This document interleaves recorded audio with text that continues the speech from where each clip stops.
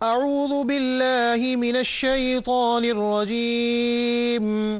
بسم الله الرحمن الرحيم. وما أرسلنا من رسول إلا ليطاع بإذن الله ولو أنهم إذ ظلموا أنفسهم جاءوك فاستغفروا الله واستغفر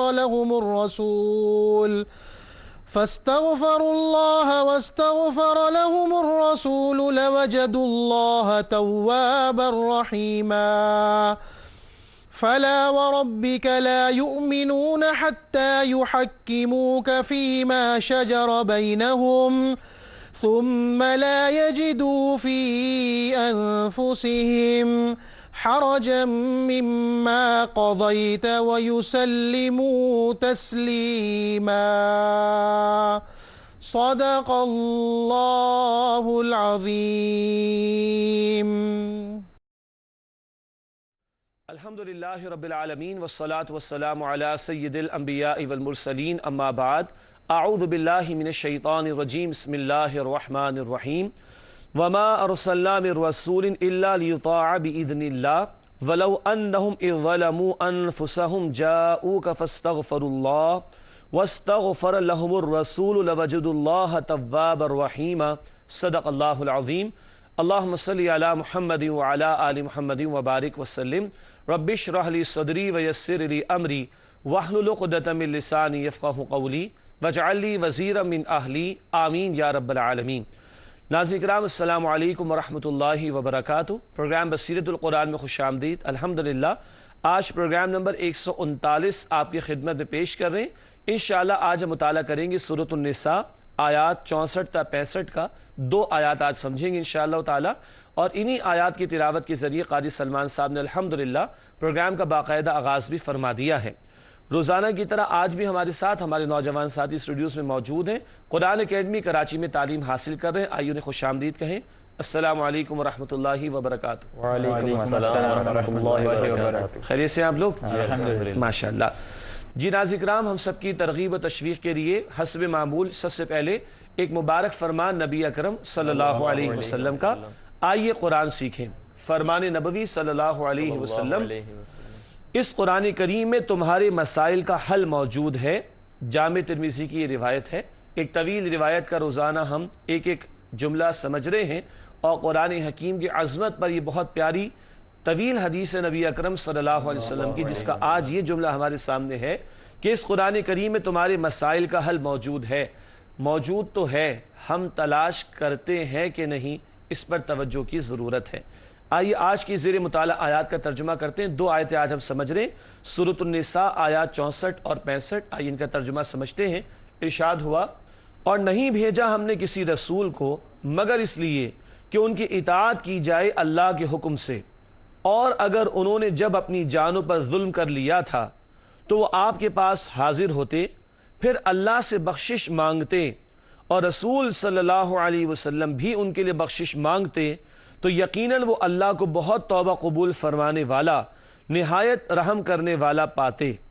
پس ہرگز نہیں اے نبی صلی اللہ علیہ وسلم، قسم ہے آپ کے رب کی کہ وہ مومن نہیں ہو سکتے یہاں تک کہ وہ آپ کو حاکم مان لیں آپس کے جھگڑے میں، پھر نہ پائیں اپنے دلوں میں کوئی تنگی اس فیصلے کے بارے میں جو آپ فرمائیں، اور اس فیصلے کو دل و جان سے تسلیم کر لیں.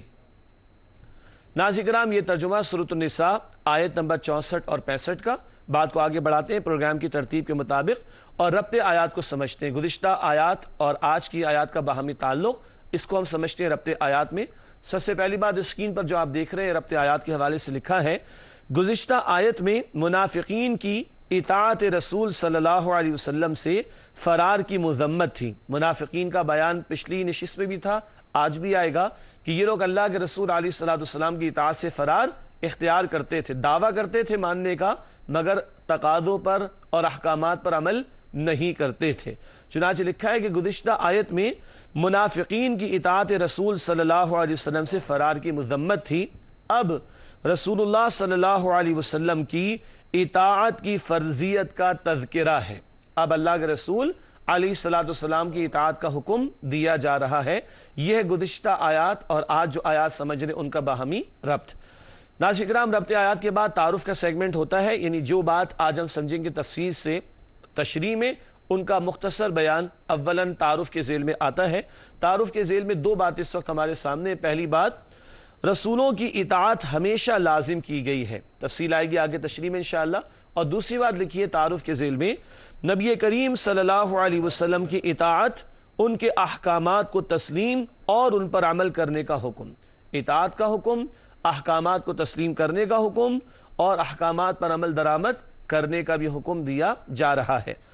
तारुफ के बाद नाज़रीन किराम तज़किया हम करते हैं आयात का, यानी हर आयत में क्या उन्वान ज़ेर गुफ्तगू आता है उस पर बात होती है। सूरत निसा आयात 64 तक 65 का तज़किया। पहले आयत नंबर 64 सूरह निसा की, रसूल सल्लल्लाहु अलैहि वसल्लम की इताअत फ़र्ज़ है, इस पर तफसीली गुफ्तगू होगी। और अगली आयत आयत नंबर 65 लिखा है, रसूलुल्लाह सल्लल्लाहु अलैहि वसल्लम के फ़ैसलों को तस्लीम किए बगैर ईमान मोतबर नहीं है। आपके फ़ैसलों को तस्लीम ना किया जाए तो ईमान ही नहीं है। इस ईमान की नफ़ी हो जाती है इस आयत की रोशनी में, जिसकी तफसील आगे बयान की जाएगी। नाज़रीन किराम, अल्हम्दुलिल्लाह ज़ेर मुताला आयात का तर्जुमा, रब्त आयात, तारुफ और तज़किया आपके सामने पेश किया गया। अब दो आयात जो आज हम समझ रहे हैं उनका तर्जुमा, तशरीह और तफसील आपके सामने रखी जाएगी इंशाअल्लाह। सबसे पहले सूरत निसा आयत नंबर 64 है। रब्बुल आलमीन की तरफ से इरशाद हुआ, वमा अरसलना मिर रसूलिन इल्ला लियुताअ बिइज़्निल्लाह वलौ अन्नहुम इज़ ज़लमू अनफुसहुम जाऊका फस्तगफरुल्लाह वस्तगफर लहुमुर रसूल लवजदुल्लाह तव्वाबर रहीमा। सूरत निसा आयत नंबर 64 है। आइए करते इसका तर्जुमा।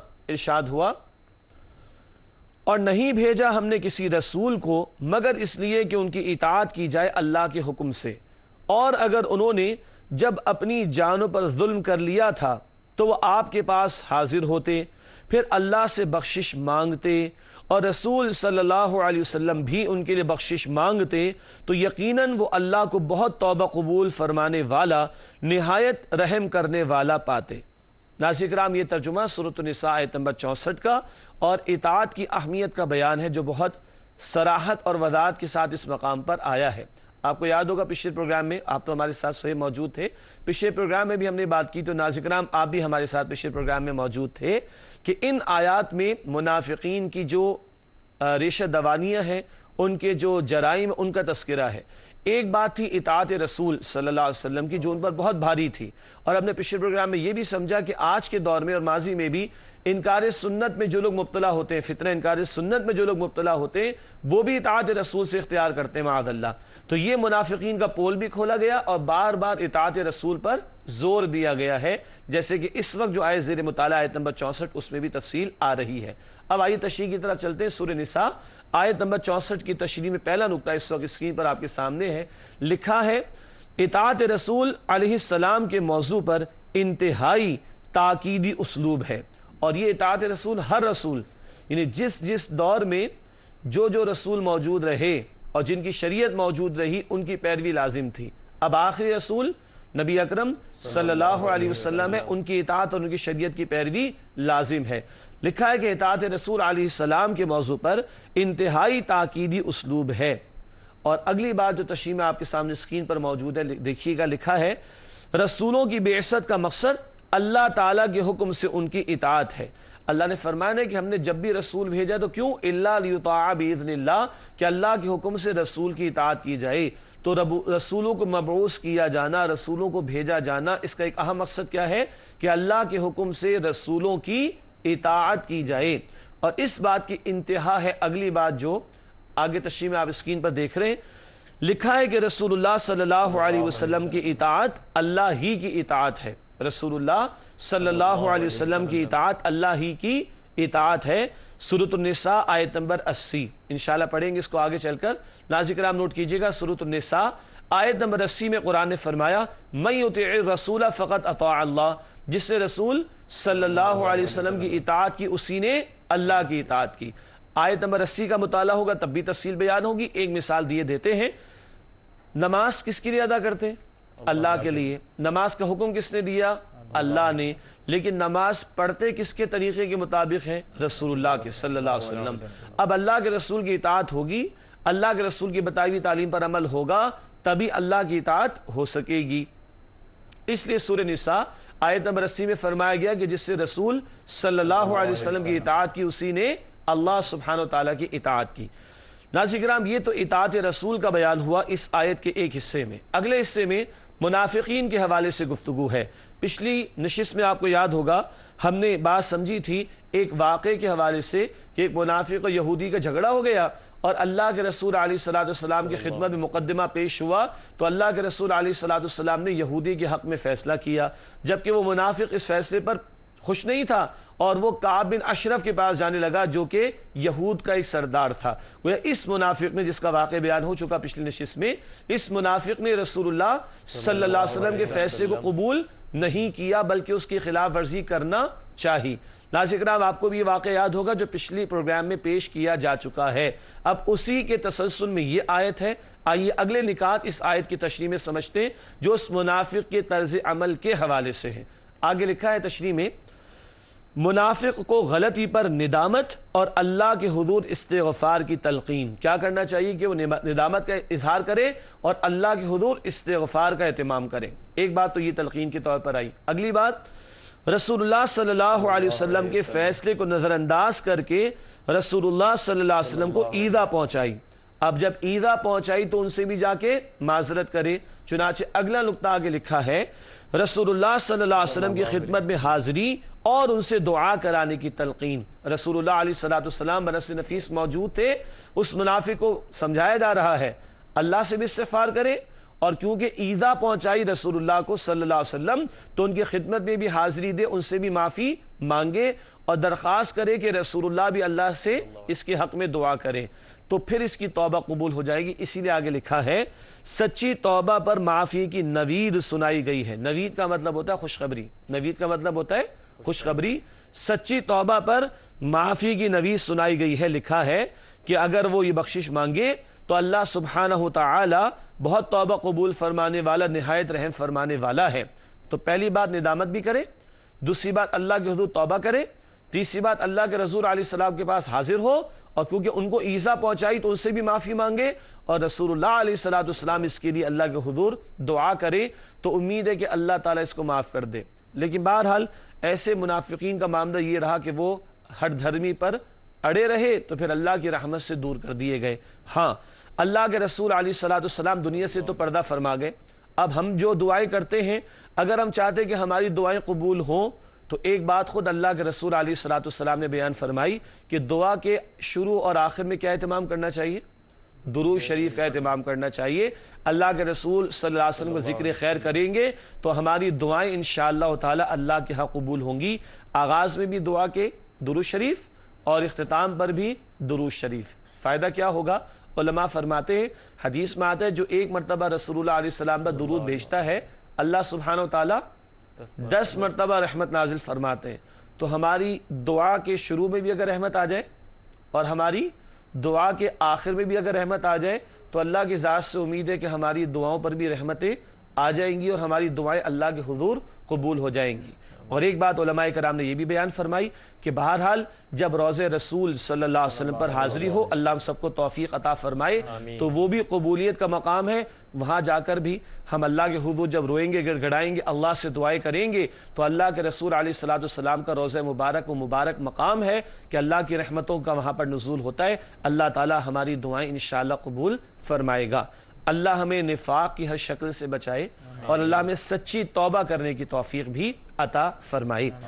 ناظرین کرام، یہ سورہ نساء کی آیت نمبر 64 جس میں اطاعت رسول پر زور ہے اور تمام پیغمبروں کو جو بھیجا گیا بتایا گیا اس مقصد کے لیے کہ اللہ کے حکم سے ان کی اطاعت کی جائے۔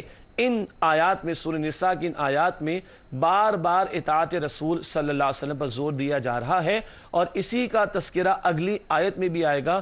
بڑی شد و مت کے ساتھ اللہ کے رسول علیہ السلام کے احکامات پر عمل کرنے کی ترغیب دلائی گئی ہے۔ تاہم ملاقات ہوتی ہے ناظرین کرام آپ سے ایک وقفے کے بعد جو آپ کے ہمارے درمیان اس وقت حائل ہے۔ امید آپ ہمارے ساتھ ہی رہیں گے۔ अस्सलामु अलैकुम वरहमतुल्लाहि वबरकातुहू। नाज़रीन किराम, प्रोग्राम बसीरत कुरान में खुश आमदीद। आज अल्हम्दुलिल्लाह मुताला कर रहे हैं सूरत निसा आयत नंबर 64 और 65 का। वक्फे से पहले आयत नंबर 64 का बयान मुकम्मल हुआ, अब वक्फे के बाद आयत नंबर 65 का मुताला शुरू करते हैं। इस आयत में भी इताअत रसूल सल्लल्लाहु अलैहि वसल्लम और नबी करीम सल्लल्लाहु अलैहि वसल्लम के अहकामात को तस्लीम करने और उन अहकामात पर अमल करने की तलकीन की जा रही है। इरशाद हुआ रब्बुल आलमीन की तरफ से सूरत निसा आयत नंबर 65 में, फला व रब्बिका ला युमिनूना हत्ता युहक्किमूका फीमा शजर बैनहुम थुम्मा ला यजिदू फी अनफुसिहिम हरजम मिम्मा क़ज़ैत व युसल्लिमू तस्लीमा। सूरत निसा आयत नंबर 65। आइए करते इसका तर्जुमा। इरशाद हुआ, बस हरगिज नहीं ए नबी सल्लल्लाहु अलैहि वसल्लम, कसम है आपके रब की कि वो मोमिन नहीं हो सकते यहाँ तक कि वो आपको हाकिम मान लें आपस के झगड़े में, फिर ना पाएं अपने दिलों में कोई तंगी उस फैसले के बारे में जो आप फरमाएं और उस फैसले को दिलो जान से तस्लीम करें। नाज़रीन किराम, ये तर्जुमा सूरत निसा आयत नंबर 65 का।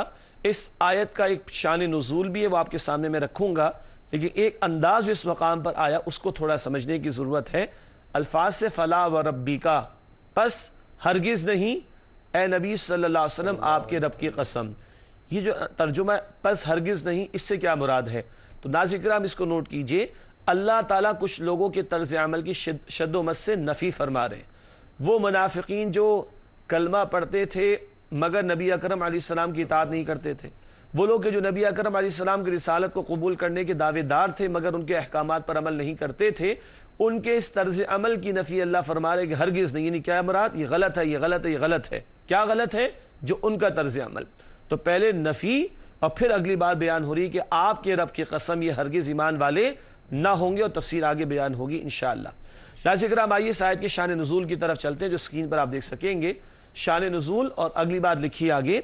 रसूलुल्लाह सल्लल्लाहु अलैहि वसल्लम के फुप्पीज़ाद भाई हज़रत ज़ुबैर रज़ी अल्लाह तआला अन्हु का किसी से ज़मीन को सैराब करने के बारे में झगड़ा हो गया, एक निज़ा हो गया, एक झगड़ा हो गया। चुनांचे फिर क्या हुआ? मामला रसूलुल्लाह सल्लल्लाहु अलैहि वसल्लम की खिदमत में पेश होने पर हज़रत ज़ुबैर रज़ी अल्लाह तआला अन्हु के हक़ में फ़ैसला हुआ। अल्लाह के रसूल ने फ़ैसला फरमा दिया सल्लल्लाहु अलैहि वसल्लम। फिर क्या हुआ?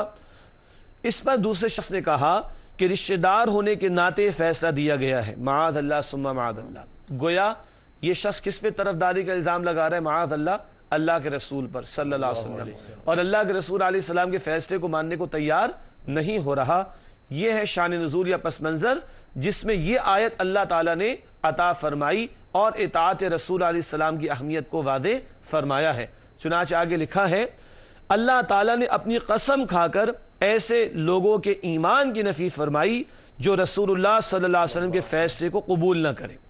ऐसे लोग जो रसूलुल्लाह अलैहि सलाम के फ़ैसले को कबूल नहीं कर रहे, अल्लाह ताला ने अपनी कसम खाकर उनके ईमान की नफ़ी फरमा दी। आगे लिखा है, लफ्ज़ शजर, शजरा का लफ्ज़ आया था ना, लफ्ज़ शजर में हर किस्म के मामलात और तनाज़ात शामिल हैं, खा वो अहकाम में हो या अकायद में। अकायद के बारे में कुछ अहकाम, अकायद के बारे में कुछ फ़ैसले हों या तफसीलात हो या तालीमात हो, या अहकाम के बारे में फ़ैसले हो या तफसीलात हो या तालीमात हो। शजर के लफ्ज़ में सारे किस्म के मामलात, चाहे वो अक़ीदे से मुताल्लिक़ हो या अमल से मुताल्लिक़ हो, सब के सब इसमें शामिल और दाखिल हैं। जिस शख्स ने अल्लाह के रसूल अलैहिस्सलातु वस्सलाम के फ़ैसले को तस्लीम नहीं किया, वो जो 14 सदियों पहले था उसके बारे में भी, और आज भी खुदा ना खास हो कोई शख्स है, तो क्या कहा जा रहा है? लिखा है, वो रसूल सल्लल्लाहु अलैहि वसल्लम के फ़ैसले को खुशी से कबूल करे और दिल में तंगी महसूस ना करें। इसकी वजाहत अभी आगे चलकर करेंगे कि बजाय इसके कि नफ़ी की जाए या माअद अल्लाह रद्द किया जाए, नहीं, दिल से कबूल करो, खुशी खुशी कबूल करो और दिल में कोई तंगी भी रसूलुल्लाह अलैहि सलाम के फ़ैसले पर महसूस न करो। नाज़रीन किराम, अगली दो बातें भी बहुत अहम हैं कि ये तफसीलात वाक़े के तौर पर तो पिछले 1400 साल पहले का वाक़या है, लेकिन जो हिदायत अता की गई ये आज के लिए भी और ये क़यामत तक के लिए भी हैं। अगले दो निकात इसी हवाले से नोट कीजिएगा। स्क्रीन पर लिखा है, इख्तिलाफात में रसूलुल्लाह सल्लल्लाहु अलैहि वसल्लम को मुनसिफ मानना सिर्फ आपके आहद के साथ मखसूस नहीं, बल्कि आज भी मामलात में अल्लाह के रसूल के फ़ैसले को तरजीह दी जाएगी, بلکہ ماننا پڑے گا، بلکہ عمل کرنا پڑے گا، بلکہ ایسا کہ دل میں کوئی تنگی محسوس نہ ہو، بلکہ ایسا کہ پورے طور پر اس کے سامنے اپنے آپ کو جھکانا پڑے گا۔ اللہ کے رسول علیہ السلام کی اطاعت اور ان کے فیصلوں پر عمل صرف 14 صدیوں پہلے کے لوگوں کے لیے نہیں تھا، بلکہ اس کا تقاضا اور مطالبہ آج کے لیے بھی اور قیامت تک کے لیے بھی ہے۔ اس کے بعد ناظرین کرام اگلا نقطہ اسی تسلسل میں لکھا ہے، رسول صلی اللہ علیہ وسلم کے بعد آپ کی سنت و تعلیمات کی طرف رجوع کیا جائے، جو کہ در حقیقت آپ صلی اللہ علیہ وسلم کی طرف ہی رجوع ہے۔ آج کوئی مسئلہ پیش آ جائے تو قرآن سے تلاش کیا جائے اور اللہ کے رسول علیہ السلام کی سنت سے تلاش کیا جائے، جیسے کہ علماء دین اسی کے مطابق رہنمائی کرتے ہیں۔ تو اللہ کے رسول علیہ السلام کی طرف رجوع کرنے کا مطلب کیا ہے؟ آپ کی سنت اور آپ کی تعلیمات کی طرف رجوع کیا جائے اور وہاں سے جو رہنمائی ملے اس پر عمل درآمد کیا جائے۔ ناظرین کرام اس آیت میں 3 پہلوؤں کے اعتبار سے بات ہے، آئیے ان کو سمجھتے ہیں۔ لکھا آگے تشریح میں، رسول اللہ صلی اللہ علیہ وسلم کے ہر فیصلے کو قبول کرنا 3 اعتبارات سے ہوگا، 3 اعتبارات سے، اور بہت توجہ کیجیے گا۔ ایک طرف وہ ٹولہ ہے ہمارے معاشرے کے وہ لوگ منکرین سنت اور کچھ سیکولر مائنڈڈ اور کچھ غیروں کے ساتھ روابط رکھنے والے مرعوب زدہ لوگ جو کہتے ہیں قرآن کافی ہے، معاذ اللہ۔ آئیے قرآن سے پوچھیں قرآن کیا کہتا ہے۔ رسول اللہ علیہ السلام کے ہر فیصلے کو قبول کرنا 3 اعتبارات سے ہوگا۔ نمبر 1، اس بات پر اعتماد ہو کہ رسول اللہ صلی اللہ علیہ وسلم کا فیصلہ برحق ہے، جو فیصلہ انہوں نے فرمایا وہ حق ہے۔ دوسری بات، بندہ زبان سے بھی فیصلے کی صحت کا اقرار کرے، کہے کہ ہاں صدق رسول اللہ صلی اللہ علیہ وسلم، اللہ کے رسول نے جو فرمایا وہ سچ فرمایا۔ اور نمبر 3، عملی طور پر اپنا معاملہ رسول اللہ صلی اللہ علیہ وسلم کے سامنے پیش کر دے، نہ دل میں تنگی محسوس کرے بلکہ پورے طور پر ان کے حکم و فیصلے کے سامنے اپنے آپ کو جھکا دیا جائے۔ یہ ہے جو بات اطاعت رسول اور رسول پاک علیہ السلام کے فیصلوں کو ماننے کے حوالے سے ہے۔ ناظرین کرام الحمدللہ آیت نمبر 65 سورۃ النساء کا بیان بھی کسی درجے میں مکمل ہوا۔ آج 2 آیتیں ہم نے سمجھی، مگر اطاعت رسول علیہ السلام کی فرضیت اور اہمیت کے حوالے سے بہت قیمتی آیات تھیں جن کا آج ہم نے مطالعہ کیا۔ اب وقت ہے ہمارے نوجوان ساتھیوں کے لیے سوالات کے حوالے سے، آئیوں سے دریافت کرتے ہیں کہ وہ ہم سے کیا معلوم کرنا چاہتے ہیں۔ جی سہیل، پہلا سوال کیا ہے؟ جی سر، میرا سوال یہ ہے کہ اللہ کے رسول صلی اللہ علیہ وآلہ وسلم کو معاملات میں منصف بنانے کا حکم دیا گیا، تو اس حوالے سے ہماری کیا ذمہ داری ہے؟ اس حوالے سے ہماری کیا ذمہ داری ہے؟ ماشاءاللہ، نبی پاک صلی اللہ علیہ وسلم کو اللہ تعالیٰ نے ہمارے لیے رسول بنایا اور ہم سے تقاضا ہے کہ ہم اپنے معاملات میں ان کو منصف مانیں۔ اب سوال ہے کہ ہماری ذمہ داری کیا بنتی ہے؟ پہلی ذمہ داری تو یہ بنتی ہے کہ اپنے معاملات کے لیے ہم اللہ کے رسول علیہ السلام کی تعلیمات کا علم حاصل کریں۔ پتہ تو ہو کہ معاملات زندگی میں رسول اللہ علیہ السلام نے کیا فیصلے عطا فرمائے، کیا احکامات عطا فرمائے، لباس کے بارے میں کیا تعلیم دی ہے، کھانے پینے کی اشیاء کے بارے میں کیا بتایا ہے، کمانے کے بارے میں کیا بتایا ہے، خرچ کرنے کے معاملے میں کیا بتایا ہے، خوشی کے بارے میں کیا حکم دیا، کیا کرنا ہے کیا نہیں کرنا، غمی کے بارے میں کیا آداب بتائے، زندگی کے انفرادی گوشوں کے لیے کیا بتایا، زندگی کے اجتماعی گوشوں کے لیے کیا بتایا۔ تو پہلا کام تو کیا ہے؟ علم دین حاصل کریں تاکہ نبی اکرم علیہ السلام کی تعلیمات ہمارے علم میں آئیں۔ دوسرا کام، جو حکم ان کا سامنے آئے پورے طور پر دل سے مانیں، اور جب عمل کا موقع ہو تو پورے طور پر دلی آمادگی کے ساتھ اس پر عمل کیا جائے۔ یہ 2 بنیادی کام، پہلے علم کا حصول اللہ کے رسول علیہ السلام کی تعلیمات کے حوالے سے، اور دوسرا کام اس پر عمل درآمد۔ تیسرا کام، اللہ کے رسول علیہ السلام کی تعلیمات اور احکامات فرد کے لیے بھی اور معاشرے کے لیے بھی اور ریاست کے لیے بھی۔ تو اپنی ذات سے آگے بڑھ کر معاشرے میں اللہ کے رسول علیہ السلام کی تعلیمات کو پھیلانا اور ان کی تعلیمات پر مبنی نظام کے نفاذ کی جد و جہد کرنا، یہ بھی ہمارا فرض اور ذمہ داری بنتی ہے۔ ٹھیک ہے جی، اگلا سوال۔ میں یہ سوال کرنا چاہتا ہوں کہ اللہ اور اللہ کے رسول کی اطاعت کا باہمی ربط کیا ہے؟ اللہ تعالیٰ اور اللہ کے رسول علیہ السلام کی اطاعت کا باہمی ربط کیا ہے؟ ماشاءاللہ ناظرین کرام، اس سوال سے ایک نقطہ مجھے یاد آ گیا، تو بہتر ہے کہ وہ بھی ہمارے سامنے آ جائے۔ قرآن حکیم میں کم سے کم 11 مرتبہ اللہ تعالیٰ نے حکم دیا اطیعوا اللہ و اطیعوا الرسول، کم سے کم 11 مرتبہ۔ ایک حوالہ چاہیں تو نوٹ کر لیں، سورہ تغابن آیت نمبر 12 ہے، 28 پارہ سورہ تغابن آیت نمبر 12 میں ذکر آتا ہے اطیعوا اللہ و اطیعوا الرسول، کہ اللہ کی اطاعت کرو اور اللہ کے رسول صلی اللہ علیہ وسلم کی اطاعت کرو۔ سوال یہ تھا کہ باہمی تعلق کیا ہے؟ اطاعت اصلاً اللہ کی ہے, عملاً رسول اللہ کی ہے صلی اللہ علیہ وسلم. ناظرین کرام نوٹ کیجئے گا, اطاعت اصلاً کس کی ہے؟ اللہ کی, حق اس کا ہے. عملاً کس کی ہے؟ رسول اللہ کی صلی اللہ علیہ وسلم. طریقہ وہ بتائیں گے. تبھی تو ہم نے سمجھا تھا سورہ نساء آیت نمبر 80 کی روشنی میں, من یطع الرسول فقد اطاع اللہ, جس سے رسول علیہ السلام کی اطاعت کی اسی نے اللہ کی اطاعت کی. نماز کی مثال دی تھی نا, نماز کس کا حق ہے؟ یہ عبادت کس لیے انجام دیتے؟ اللہ کے لیے. طریقہ کس سے لیتے؟ رسول اللہ علیہ السلام سے. اب ایک بڑی ٹیکنیکل بات ہے ناظرین کرام, بہت ٹیکنیکل بات ہے. اطاعت پہلے رسول اللہ کی ہوتی ہے صلی اللہ علیہ وسلم, تب اللہ کی ہوگی. نماز اللہ کے رسول کے طریقے کے مطابق انجام دیں گے, تب اللہ کا جو حق ہے کہ اس کے لیے نماز ادا کی جائے وہ حق ادا ہوگا. بات واضح ہو رہی؟ الحمدللہ. جی عابد, آپ کا کیا سوال ہے؟ جی میرے ذہن میں یہ سوال آیا ہے کہ آیت نمبر 64 میں آج جو ذکر ہے کہ اپنے اوپر ظلم کرنے کا, تو اس سے کیا مراد ہے؟ سوال یہ آیا ماشاءاللہ کہ آیت نمبر 64 میں ذکر تھا انہوں نے اپنی جانوں پر ظلم کر لیا. اس ظلم سے کیا مراد ہے؟ پہلی بات, ظلم کا مطلب کیا ہوتا ہے؟ وضع الشیء غیر محلہ, کسی شے کو اس کے مقام سے ہٹا دینا. تو بندے کا کام کیا ہے؟ بندہ بنے, اور اللہ نے بندوں کو کہا کہ اللہ کی اطاعت کرو اور اللہ کے رسول صلی اللہ علیہ وسلم کی اطاعت کرو. جب بندہ اللہ کا حق ادا نہیں کرتا تب بھی کیا کرتا ہے؟ ظلم کرتا ہے. جب بندہ اللہ کے نبی علیہ السلام کی اطاعت نہیں کرتا تب بھی کیا کرے گا؟ ظلم کرے گا.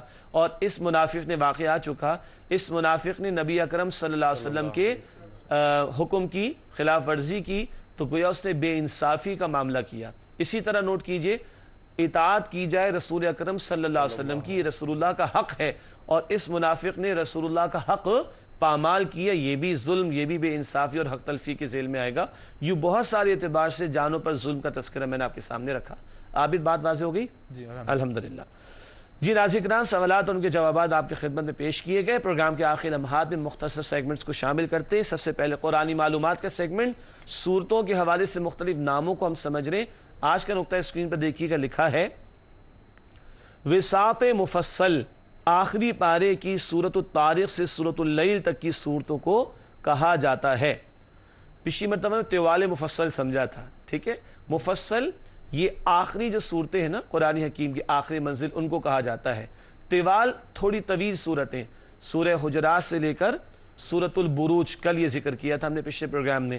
آج وساط مفصل, وساط وسط, درمیانی, یعنی درمیانی سائز کی صورتیں, تھوڑا سا مختصر. تو وساط مفصل آخری پارے کی سورۃ الطارق سے سورۃ اللیل تک کی صورتوں کو کہا جاتا ہے. اور عام طور پر نبی اکرم صلی اللہ علیہ وسلم عصر کی نماز میں اور عشاء کی نماز میں ان جیسی صورتوں کی تلاوت فرمایا کرتے تھے. ناظرین کرام, قرآنی معلومات کے بعد حاصل مطالعہ کا سیگمنٹ ہے. جن باتوں کو ہم نے سمجھا ہے ان کا آخر میں ایک جائزہ راؤنڈ اپ کے طور پر لیتے ہیں. 3 باتیں حاصل مطالعہ میں. پہلی بات, انبیاء اور رسولوں کی بعثت کا ایک اہم مقصد ان کی اطاعت ہے, تفصیل آ چکی ہے. دوسرا نقطہ ہم نے سمجھا, معاملات و نزاعات میں نبی کریم صلی اللہ علیہ وسلم کو منصف نہ ماننا ایمان کی نفی کی علامت ہے. ایمان ہی نہیں ہوگا اگر رسول اللہ علیہ السلام کو منصف یعنی فیصلہ دینے والا نہ مانا جائے. اور تیسری اور آخری بات ہے حاصل مطالعہ کے ذیل میں, اختلافات کے خاتمے کا واحد حل رسول اللہ صلی اللہ علیہ وسلم کی اتباع ہے. ساری امت کو جوڑنے والی شے وہ اتباع رسول ہوگی صلی اللہ تعالی علیہ وسلم. ناظرین کرام, حاصل مطالعہ کے بعد جائزے کا سیگمنٹ ہے. 3 سوالات آج بھی آپ کی خدمت میں رکھیں گے, ہم سب کے لیے اپنے اندر جھانکنے کا ایک موقع. پہلا سوال جائزے کے اعتبار سے, کیا ہم رسول کریم صلی اللہ علیہ وسلم کے احکامات کو سیکھنے اور عمل کرنے میں کوشاں ہیں؟ لیجیے, یہ آپ کا ہی سوال تھا نا, ہماری ذمہ داری کیا ہے, تو یہ جواب آ گیا اور پہلے بھی آ چکا ہے. کیا ہم رسول کریم صلی اللہ علیہ وسلم کے احکامات کو سیکھنے اور عمل کرنے میں کوشاں ہیں؟ دوسرا سوال, کیا ہمارے نزاعات کے فیصلے سنت رسول صلی اللہ علیہ وسلم کی تعلیمات کے مطابق ہوتے ہیں؟ پہلی بات تو ہے کہ ہمیں علم ہے بھی کہ نہیں, دوسری بات ہم معلوم کرنا چاہتے بھی ہیں کہ نہیں, تیسری بات جو ہمیں بتا بھی دیتے ہیں ہم ان کی بات مان کر کیا نبی اکرم صلی اللہ علیہ وسلم کی تعلیمات پر عمل کرتے ہیں؟ ذرا غور کیجئے. جھگڑوں کے ٹائم پر ہم اپنی عقل کو لڑاتے ہیں کہ وہ فیصلہ کرے گی, یا اللہ کے رسول علیہ السلام کی تعلیم کی طرف رجوع کرتے ہیں؟ تیسرا اور آخری سوال جائزے کے طور پر, کیا ہم ایسے احکامات پر جن پر عمل میں کچھ دشواری ہو ناگواری تو محسوس نہیں کرتے؟ وہ اردو میں کہتے ہیں نا میٹھا میٹھا ہپ ہپ اور کڑوا کڑوا تھو تھو. آسان لگا تو مان لیا, مشکل لگا تو چھوڑ دیا. کیوں ناظرین کرام؟ جمعے کی 2 رکعت آسان لگی تو ادا کر لی, اور 5 وقت کی مشکل لگی تو چھوڑ دی, ہے نا گڑبڑ؟ بسم اللہ الرحمن پڑھ کے کھانا کھانا آسان لگا, بسم اللہ تو پڑھ لی, کھانا حرام کا ہے, اللہ کے رسول نے منع فرمایا صلی اللہ علیہ وسلم, وہ چھوڑنے کو ہم تیار نہیں ہو رہے. صدقہ خیرات دیتے ہیں جی, ثواب ملے گا, بہت اچھی بات ہے, مگر سود خوری سے مال کما کے صدقہ خیرات کر رہے ہیں. انا للہ و انا الیہ راجعون, اور کرنا چاہیے. آخری 2 باتیں. گزشتہ سوال کا جواب. گزشتہ سوال ہم نے رکھا تھا دعائیہ کلمات پر مبنی, اے ہمارے رب ہمیں دنیا میں بھی بھلائی عطا فرما اور آخرت میں بھی بھلائی عطا فرما, اور ہمیں آگ کے عذاب سے محفوظ فرما. یہ بات کس آیت میں بیان کی گئی ہے؟ جی مجھے معلوم ہے, دعا تم سب کو یاد ہے, ربنا آتنا فی الدنیا حسنہ وفی الآخرۃ حسنہ وقنا عذاب النار. اور امید جواب آپ کو مل گیا ہوگا. سورۃ البقرہ آیت نمبر 201. سورۃ البقرہ کی ہنٹ دی گئی تھی 100 آیات کے بعد, تو 100 کے بعد ہی ہے, 100 کے بعد اور 100 گزار لیں گے تو 201 آ جائے گی. سورۃ البقرہ آیت نمبر 201 اس کا درست جواب ہے. آج کا سوال نوٹ کیجئے گا, اے ہمارے رب ہم دونوں کو اپنا فرما بردار بنا دے. اے ہمارے رب ہم دونوں کو اپنا فرما بردار بنا دے. یہ بات کس آیت میں بیان کی گئی ہے؟ 2 رسولوں کی دعا ہے, غور کیجئے گا, اور سورۃ البقرہ ہی میں تلاش کیجئے 100 کے بعد, مگر 100 کے بعد 100 کی جمپ نہ لگائیے گا, تلاش کیجئے گا سورۃ البقرہ آیت نمبر 100 کے بعد تلاش کیجئے گا, اس کا جواب آپ کو مل جائے گا, جو اگلے پروگرام میں آپ کی خدمت میں پیش کریں گے انشاءاللہ تعالی. ناظرین کرام, اسی کے ساتھ ہمارے پروگرام کا وقت مکمل ہوتا ہے. آپ تمام ساتھیوں کو بہت شکریہ, اللہ آپ کو جزائے خیر عطا فرمائے. ناظرین کرام, ہم سب کو اپنی دعا میں یاد رکھیے گا. اسی کے ساتھ اجازت, وآخر دعوانا ان الحمدللہ رب العالمین, والسلام علیکم ورحمۃ اللہ وبرکاتہ. اللہ کا کلام پڑھا